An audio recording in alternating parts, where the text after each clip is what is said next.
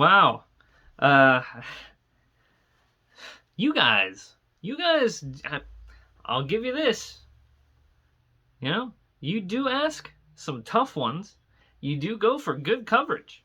So, who do I think is the best in the world? Well, that's funny. That's funny because, going back, we just talked about Amazing Hazen. How I think, personally, he has the best skill set, best ability. He's proven time and time again. They don't call him Mr. Massacre Match for nothing. So, but he has only held the European Championship one time. He's never held the Latin American Championship. He's held several titles. Had long reigns, had short reigns. He's done amazing things. But, to be clear, he dances around the top.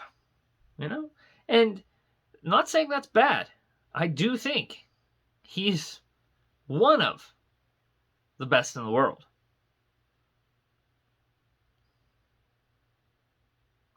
But is he the best in the world?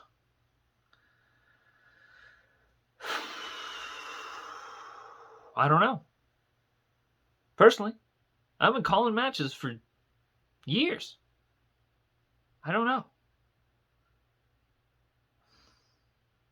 We have someone like Mitchell Fatal. Is a pedigree.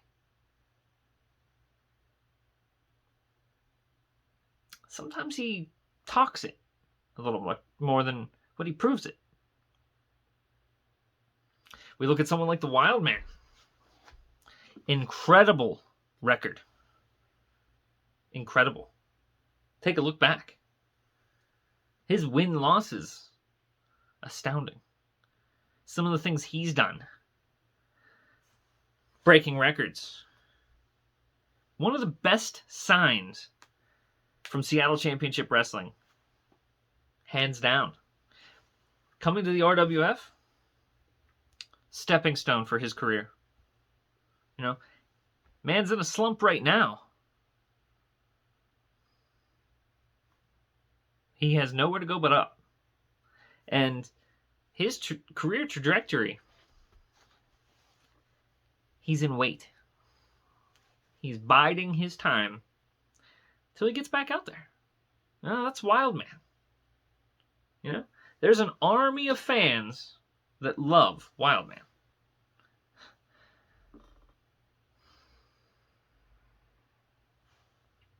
We talked about Zero. Unstoppable. It's very difficult to deal with Zero.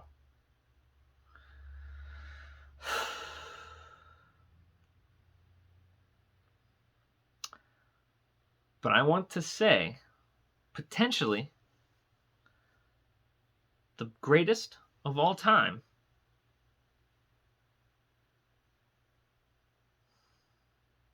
is probably Dave.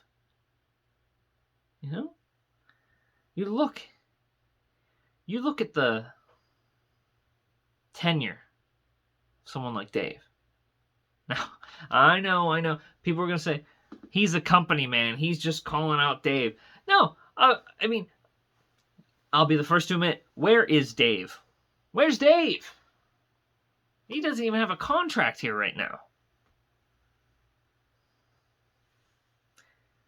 But Dave did so much for the RWF. He could be the greatest. He could be. Do I think he is? Possibly. Now, that's if we're just saying for one person. Talking about a tag team. I know you didn't ask that, but I'd have to say the Buddy Boys. The Buddy Boys, look at them. their rise to the top, the struggles that they went through, the doubt that people had on them. It really is a Cinderella story. It's beautiful. Two best friends that never gave up, that always had each other's back. That's what the Army of Two is all about. That's what being the best is all about. Having someone that supports you.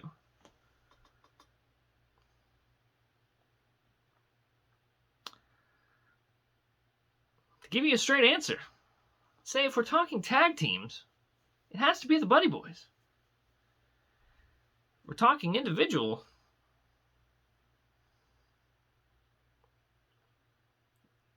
I'm tied between Dave and Amazing Hazen.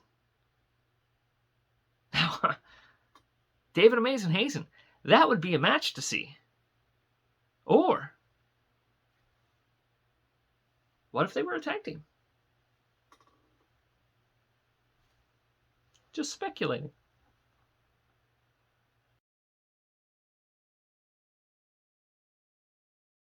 I'm off for months, and now everybody wants my opinion on things. No. But what do I think would be best for business for Squared Circle Productions? Well, bringing me back was a pretty good one. I'm just kidding.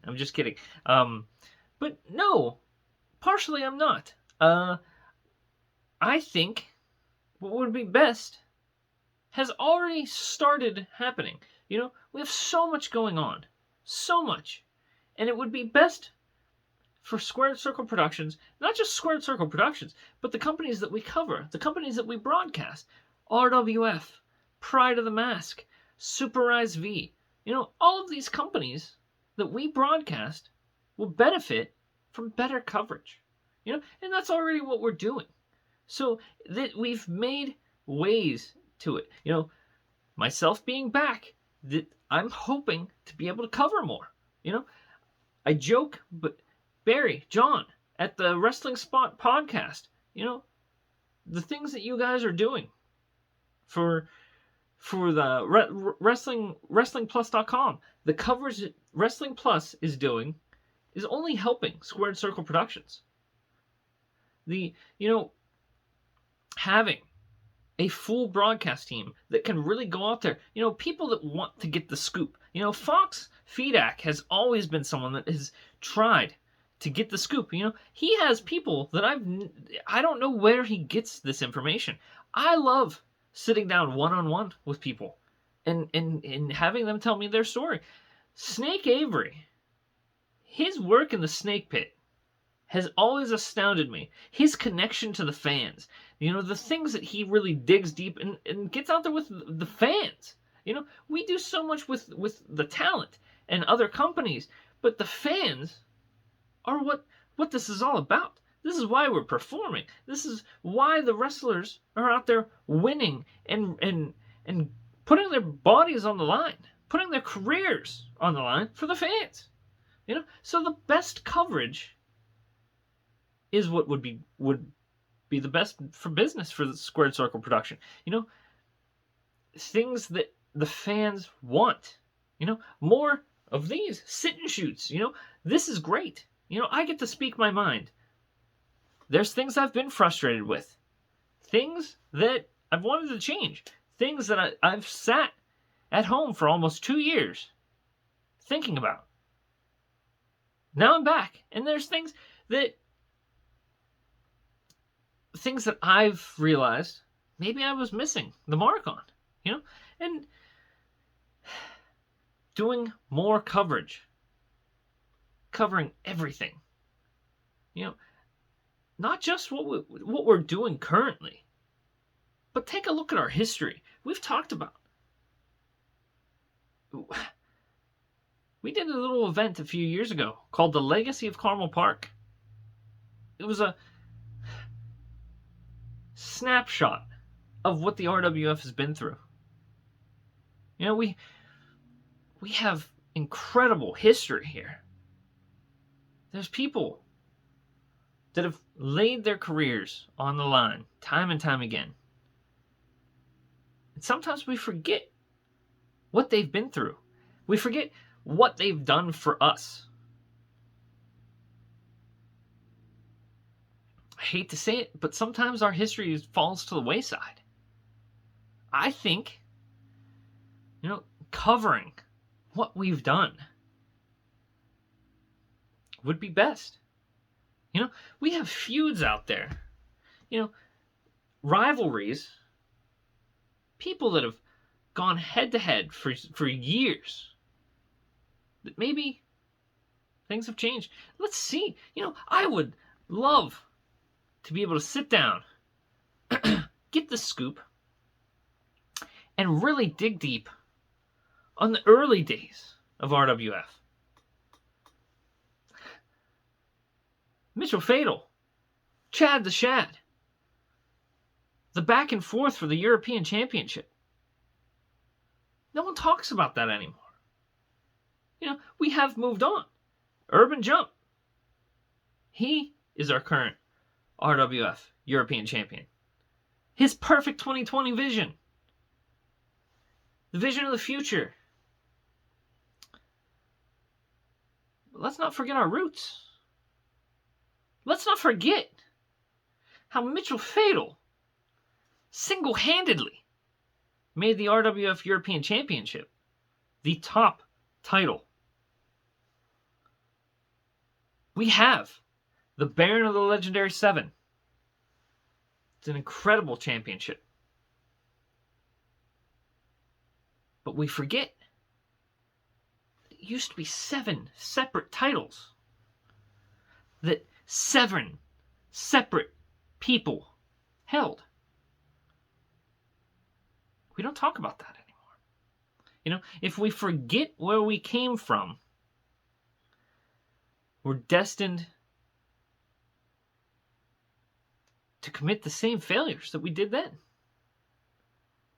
And there's so much greatness that this company has been a part of. It'd be nice to remember some of it. There's things like Amazing Hazen's rise to greatness. Back when Dave was active. There's not just RWF. There was a man here named the White God. His career needs to never be forgotten. We look at Pride of the Mask. There's feuds and talent down there that Squared Circle Productions only started covering it a few years ago. Their history. Why is the Panama Championship so important? We need to cover these things. I don't know. Personally, that's my opinion. I think that would be best for business.